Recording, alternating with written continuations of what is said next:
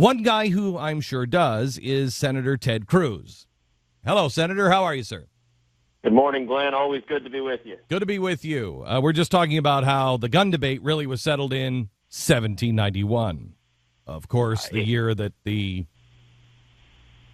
egg salad was invented. Anyway, Senator Cruz, you and Mike Lee and Rand Paul, who I believe is the trifecta right now, you guys wrote a letter to Harry Reid, and you said any attempt to infringe on the Second Amendment will be met with any procedural means necessary to stop it in the Senate. First of all, I love you. Second of all, what do you mean by that? Well, as you know, a lot of Senate Democrats are trying to exploit the tragedy that happened in Sandy Hook, and they're using it to push a radical anti-gun agenda. And it's an agenda that's inconsistent with the Second Amendment. And no, they're looking. Hang on just a second, Senator. They're looking, and let me play devil's advocate. They are looking for common sense background checks to keep the guns out of the hands of the mentally unstable and criminals, keep them out of the hands of criminals. Why is a background check something that is not reasonable? Well, that's a great question, and let's break down the different things they're proposing, because they actually fall into one of two categories. Some of what they're proposing are essentially show legislation. They are bills, for example, much of the assault weapons ban that Dianne Feinstein has been pushing. We had an assault weapons ban in place for a decade, and 3 times the Department of Justice paid for studies of that assault weapons ban, and 3 times the 3 different studies concluded that there was no evidence to show that it had any effect whatsoever on crime. So that's what the data conclusively indicates. So what do they want to do immediately after this tragedy? Pass a law that the data showed did zero, nada, nothing to stop violent crime. Okay, so show legislation. Right. That's a part of it. The other part, and it's where you focused right now, is what they call universal background checks. Now, my view in terms of how we should approach gun legislation is that gun legislation shouldn't be gun legislation. It should be crime legislation. We should focus our deterrence and our punishment on violent criminals, and we shouldn't be taking away the constitutional rights of law-abiding citizens. Now, we right now have a background check. If you or I go to a gun store, if you or I go to Walmart and buy a shotgun or a rifle or a handgun, we have to fill out a form and go through a federal background check. That's been the law for a long time. Right now, the Obama administration is not effectively enforcing that law, and I want to talk about that in a minute because the facts are important. Actually, let's talk about that right now. In 2010, there were roughly 15,000 felons and fugitives who tried to illegally purchase a gun. 15,000. Of those 15,000, the Obama Justice Department prosecuted 44 of them. I mean, those numbers are really staggering. Out of 15,000 felons and fugitives who in 2010 tried to purchase a gun, the Obama administration prosecuted only 44. And we had several hearings in front of the Judiciary Committee. Remember one in particular where a police chief began screaming at a senator saying, "We don't have time to waste on paperwork offenses." Now, to my mind, if a felon is trying to illegally purchase a gun, that's not a paperwork offense. We should be very concerned why that felon wants a gun.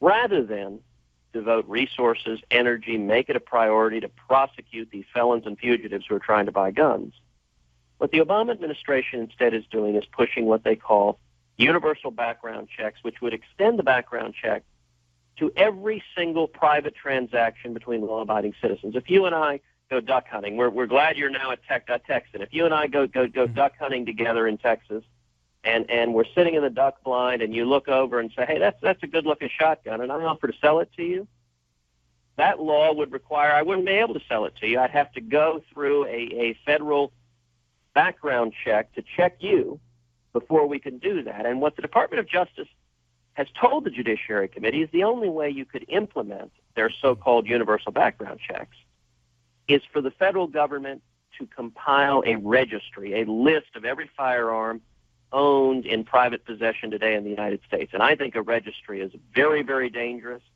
It has historically in other countries over and over again. Why? Explain it. Why is it? Precondition to confiscation. That's how the government take your guns. That sounds like a conspiracy theory. Well, it's the simple facts that when the government has the lists of your guns, it then can go and take your guns. And, you know, you don't have to hypothesize. You look at the lead author of the assault weapons ban, Dianne Feinstein. She has said that she would like to say, and this is a quote or very near a quote, she would like to say, quote, Mr. America, Mrs. America, I want to take your guns. I want to. She has said on the record, if she could, she would come into our homes and take.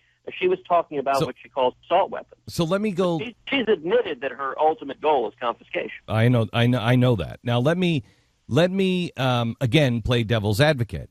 Mm-hmm. But Senator, they already have a list of the guns because everybody gets a background check, so they know who has guns. Well, but they don't, because under current law, they have to destroy those records after the background check is completed. So part of how the current system got passed was a requirement that records not be kept, that they simply run the check at the time at the point of sale, and then they destroy the record. Have you seen that big, huge building they're building in Utah? Because I'm sure they're destroying a lot of information. Right. Now, that one I'm not going to get into right now. Okay, all right. Okay. Senator, couldn't they do this on the state level, though? I mean, I lived in Pennsylvania, and a mile away from the Jersey border, and Pennsylvania has more lenient laws, and I would be petrified to take a gun into New Jersey because I know their laws would be tougher. I mean, why do we need a federal database if Mississippi wants to have different laws than New York does? Why can't they just do it on the state level? You know, I think almost anything would be better on the state level than the federal level. But the great thing about 1791, other than egg salad, that egg salad amendment was a very important day. Don't belittle that. But go ahead.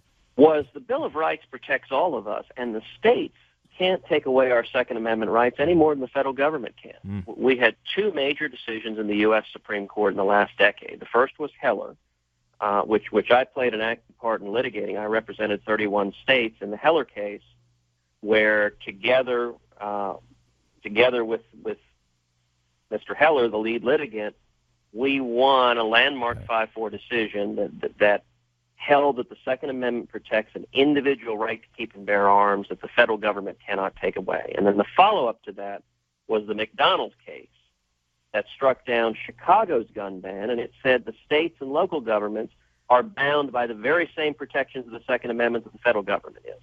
So if a registry is unconstitutional for the federal government, I think it's also unconstitutional for the states. Okay, so let me, because I've got only a couple of minutes, and I'd love to, next time you're in town, please come to the studios. I'd love to spend an hour with you or so. But John McCain came after you after you questioned Chuck Hagel. John McCain and Lindsey Graham mocked and really came after Rand Paul for his filibuster.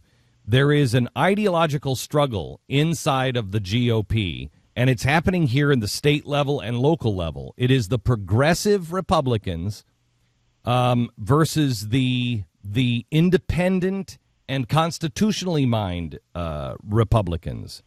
How's this shaping up? How's this play out? Oh, look, John McCain is a good man. He's a war hero. Okay, we all know this. I like and admire him personally. Right. He and I don't see eye to eye on everything, and that's fine. That's the way representative democracy is supposed to work. And if folks want to toss a few insults my direction, that is their prerogative. But that's not really what's happening here, Senator. They are going to smear, and they will use the progressive media. They would rather line up with progressive liberals and Democrats than line up with you and line up with Rand and Mike Lee and anybody else that believes in small government. I mean, it's not that they disagree. They are going to try to destroy you. And you know that to be true. Well, they may well try. I mean, I try, to be honest, Glenn, to pay very little attention to what the media says. It's almost all nonsense. But are you watching your back in the room with the GOP? Because I don't trust the GOP. I trust the GOP about as much as I trust the Democrats. Well, I'll actually point to a good thing, which is I've been in office now 10 weeks. And in the short time I've been there, we have been seeing Republicans do something that they haven't done in a long time, which is we have seen Republicans begin to stand up over and over again. So, for example, you mentioned Rand Paul's filibuster. When Rand started that and Mike Lee and I were by his side, that was initially just a quixotic fight where most of the Republicans didn't really understand why we were doing that.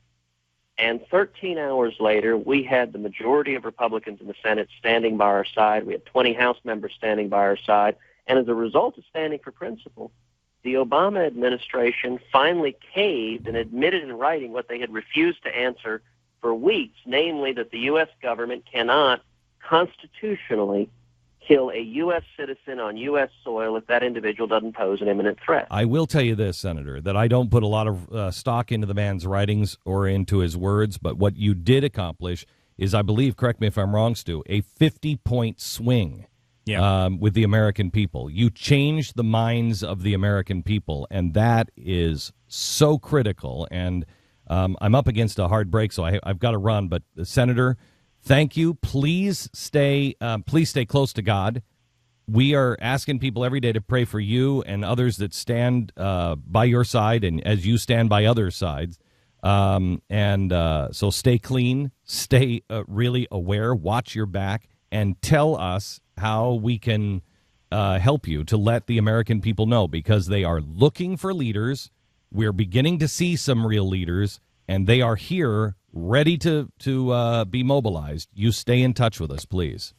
Well, Glenn, thank you for your prayers. Thank you for your encouragement and spreading the word. And every day my focus is fighting to defend the Constitution and defend our liberties. And I appreciate your tireless efforts doing the exact same thing, my friend. Thanks a lot. Senator Ted Cruz from Texas, turning into a real star.